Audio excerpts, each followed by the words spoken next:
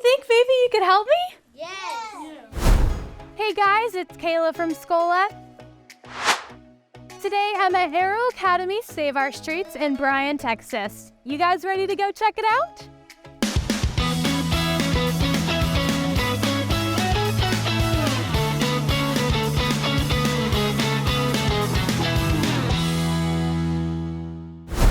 So I'm here with Principal Tucker at Aero Academy. Thank you so much for having us at your campus today. Let me just say, we've had so much fun walking around your campus, meeting your incredible students. So to get started, will you just tell me a little bit more about your mission here at Aero Academy? Absolutely. Aero Academy is a charter school, so we have to have a purpose or a mission that sets us apart from local community schools. We are very passionate and we are very driven to meet every kid's educational need. And I know everybody says that, but we really have three primary focuses. One is academic growth for every child. We take them where they are and push them and move them as fast as we can through the academic curriculum. We also believe that relationships are everything. So first and foremost, we build a culture where kids feel loved, they feel accepted, and we expand that to their families. I think between relationships and academic growth and our belief that every child deserves a quality education, irregardless of their zip code, their economic status, color of skin, every child deserves that. That's amazing. You know, you're speaking my language here. And it was just so inspiring to see you interact with these students as their principal. You don't see that in several schools where even their principal has a personal relationship with each one of these students. Absolutely. It's one of the things that makes my job so much fun after being a principal at a very large, typical public school, to come here and know every child's name, know every child's parent, every child's story, what their strengths are, their needs are. It just makes for a fun day. Never boring. Never boring. I love that. So I'm here at Aero Academy. I've just made some new friends. This is Blair. He's a third grader here. So Blair, can you tell me, what is your favorite thing about Aero Academy? My favorite thing about Aero is that the teachers love us and they make learning fun. That's so much fun. And speaking of learning being fun, what is your favorite class here? I like art because it's really fun and you get to draw. Yeah, is drawing your favorite activity or one of them? Yeah. Very cool.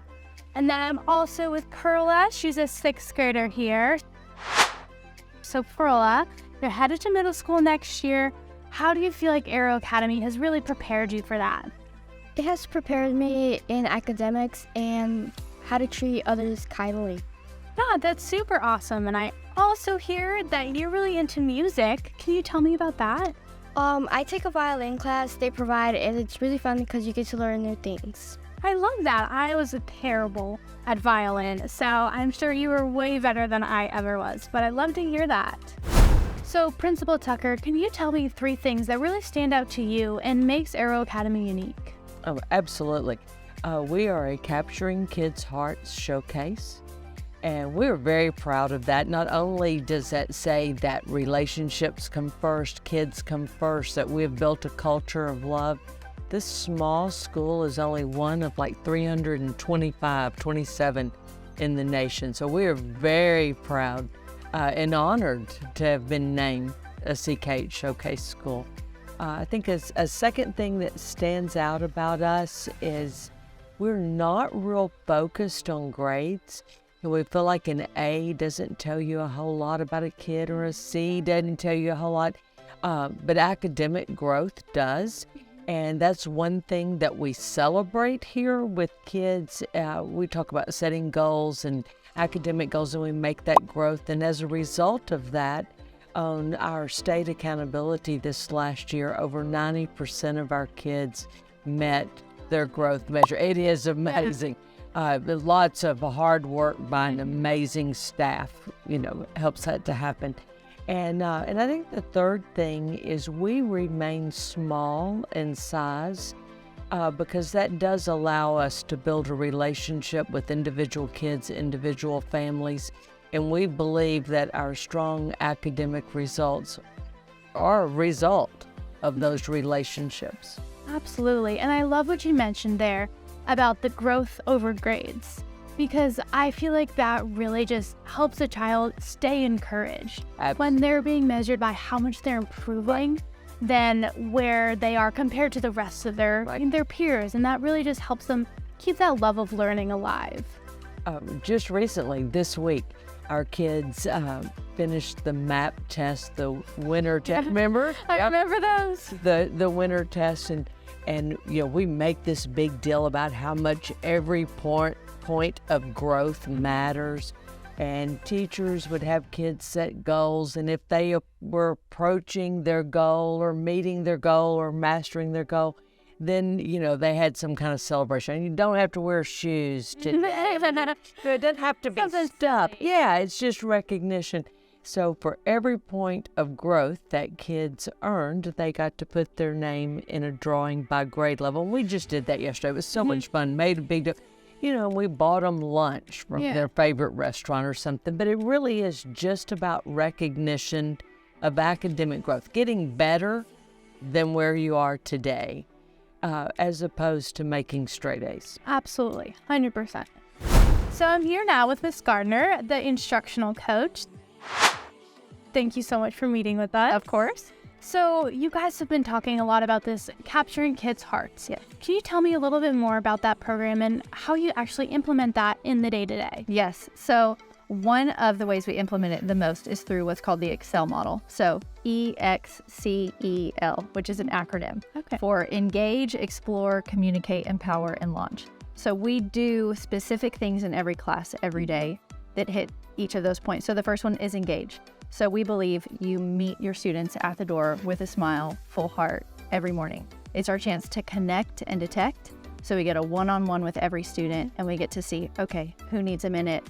Who's good to go? It lets us have control over our classroom and make sure it's a safe place for every student to come in. So that's our engage. The second step is explore. So one of the biggest things we do is called good things. So we love to start the day with something good. So teachers will ask, tell me something good, and kids will get to share their good thing. Kids, a lot of times we have hard stuff going on in our lives. We want to help kids learn how to reframe. How do we take even the negative things that are happening? There can still be something good in that. Yeah. We want to teach kids how to share that and how to see it. So we do good things. And then the second thing we do for Explore is affirmations. So that is a huge part of our culture. It is very normal for you to see students walking up to each other and say, I want to affirm you for listening or working really hard today. And we open the floor for them to share affirmations with each other at the beginning of the day. So we want them to be honoring each other all the time. Not putting down, no put downs, but how do we lift each other up and honor each other? So that is our explore. The third part is communicate, which is what teachers do all day long. We teach. We want our message to be relevant. We want it to be fun, but we also want students to communicate with us. And so they know that they have a couple jobs while they're here. They need to listen, learn, think, show their learning, and then follow their social contract. So we communicate what we'll be teaching them, but then they also communicate to us, well, this is our job to teach you, but what's your job as well? The next one is, so engage, explore, communicate, empower.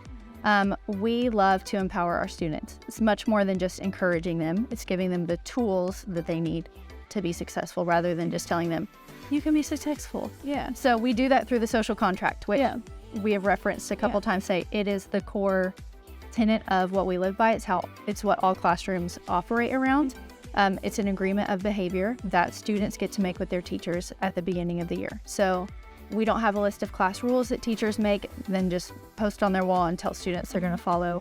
It's a very engaging process where students get to decide, what is the vision for our year this year? How do we want to treat each other? How do we want our teacher to treat us? How do we want to treat the teacher? And how are we going to treat each other when there's conflict? Because we know in high-performing teams, which we want our classrooms to do, there will be conflict, there will be some rub. So when that does happen, how do we want to go ahead and agree to treat each other before it happens? We have those conversations from kindergarten all the way up to 6th grade, and then we build those words and live by that contract. And then the last thing we do every day is we launch our students out in power. So it's like when you hang up the phone with someone and you say, all right, I love you. Yeah. And then you send them off. You know that it's the end of the day and you can end and close in strength. So we love to do that with our kids, and that's our Excel model. That was beautiful, and I have been able to see that firsthand. I saw that in one of the classrooms, and it's just so sweet seeing them affirm themselves, affirm each other, and it's just so clear that they feel loved here, and that's going to help their learning so much. Exactly. So it was super fun to see the kids in the classrooms learning with their teachers. So how would you describe the teaching and learning style here? Eclectic. Would be a word that I would use. I believe that relationships with your staff and teachers is just as important as relationships with kids. We all have our own personality, we have our own style, we have our own strengths as well as weaknesses. So I believe when you empower teachers to use their strengths to work around a consistent curriculum that moves grade to grade, that's when you get amazing staff. So you're not going to walk in every classroom and see, first grade teacher doing the same thing that the second grade teacher does. We do have what we call non-negotiables. I don't have a lot of them, but one non-negotiable is we will teach a curriculum that is sequenced so that we are building on student knowledge grade level after grade level. Small groups is a non-negotiable with us. It just makes common sense to me that if you have 4 small children at a table with you, and that eye-to-eye contact and the ability to reach over and touch or redirect and give immediate feedback, a child is going to learn more in that setting as opposed to a large group lecture. So we do very little of that.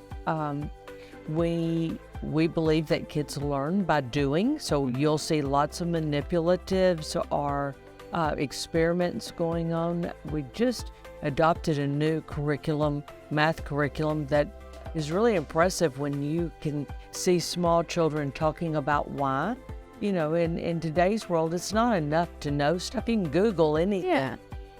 But you need to know how to think and how to problem solve, how to use information that you have to create something new. So really eclectic, hands-on. Our kids say it's fun. In talking with kids, and you'll say, what do you love about, your teachers? And they say things like, they really give their time to plan fun lessons for us. I mean, I don't know that you're going to hear that just anywhere, but I also believe that you see realness in every classroom. We're firm, we're consistent, we have high expectations both academically and behaviorally, but there's not a teacher here that's not going to sit down, squat down beside a kid and help scaffold them to where they want to be. We really do take kids where they are and move them to where we want them to be. I love that. That's beautiful, and it's clear that that's working for these kids because Thank you. It speaks volumes when they say that they're having fun in class. So now I'm here with NJ and Martin. We've got a 4th grader and 5th grader here. So Ms. NJ, can you tell me what is your favorite thing about Arrow Academy? My favorite thing about Arrow Academy is that the teachers give away their own time to plan fun lessons so we and I can learn. That is so much fun. And speaking of having fun, what's your favorite class here? My favorite class here is math because sometimes it's really easy and sometimes it can be challenging. Good. Sometimes it's fun to have a challenge when we're learning, right? I love that. And then Martin here, what would you say is your favorite thing about Arrow Academy? I would say my favorite thing about Arrow Academy is the social contract, and the social contract is just the agreement of behavior, and all the kids will all come up with a list of words so that we can all help each other. We can all help each other follow. That's awesome. So if you guys decide, how you guys want to behave each year, and then you guys hold each other accountable for that. That is awesome. And I also hear you really love PE. What are some of your favorite sports that you play there? Some of my favorite sports are basketball and football. Awesome. I love that. So can you tell me a little bit more about your campus and the culture that you have here? Absolutely. I would say culture is my number one focus as a principal. It is the work of the teachers in the classroom that brings about academic achievement. I have very little impact on that. I can't be in every classroom every time, and I'm absolutely not as good of a teacher as these amazing staff that you've seen today. What I can impact and how I can best support teachers is by building a very positive culture that focuses on what we do well, focuses on being goal-driven, celebrating when we attain those goals, just like we do for kids. There was a book, the title was, if you feed the teachers, they won't eat the kids. And, and there's some truth to that. You've got to have a positive culture for the staff in order to have that for the kids. So one thing that we do at the beginning of the year is we have a social contract, which is an agreement among all the adults here of how we're going to treat each other, how we're going to solve problems, because they do arise. And how are we going to make sure our solution, is better than what I would have come up with? So lots and lots of time spent on team building, spent on building culture with staff. And then we spend a lot of planning time, working time in the summer as to how do we get that to the kid level. You have to have boundaries. And building relationships with kids is not about being their friend, but it's about building trust, mutual respect. How do you motivate staff and kids to give 100% effort? All those things are crucial to the outcome. I mentioned capturing kids' hearts. That's one way that we do that for both adults and children. We launch our children as they leave us and to go home, and we tell them we love them. Mm-hmm. We tell them that they are amazing. We give them specific feedback about the things that they've learned, because we really do believe that the culture that is built on love, it's built on mutual respect, it's built on problem solving and growing together, results in teachers and kids who are motivated to come to school. One of the things that we do every morning is this morning engagement, and a couple of years back we're talking about how do we get kids to feel our vision and how do we get kids to feel our mission and realize that they are the reason for all of our work. And so we just shared it with them. And, I would say it was about October or so, our 5th and 6th graders, along with their teacher, had written a rap that met our vision. I love that. So, I know, it's awesome. And so at the end of morning engagement, that's how we launch ourselves to the classroom to start a day of learning, is with that vision statement. And I don't know about the rest of the staff, but it rolls around in my head all the time. It'll pop up in the middle of the night or when I'm in the shower. It just becomes who you are. Yeah. And to me, that's what you mean by culture is it's not this fluffy thing, but it's who are you and what do you do on the days that are great? And who are you and what do you do on the days that are not so great? I think it's the greatest accomplishment at Save Our Streets Aero Academy. Yeah, so that all sounds incredible. So then for families who might be interested in enrolling here, where can they find more information? Absolutely. They can go to saveourstreetsaeroacademy.org.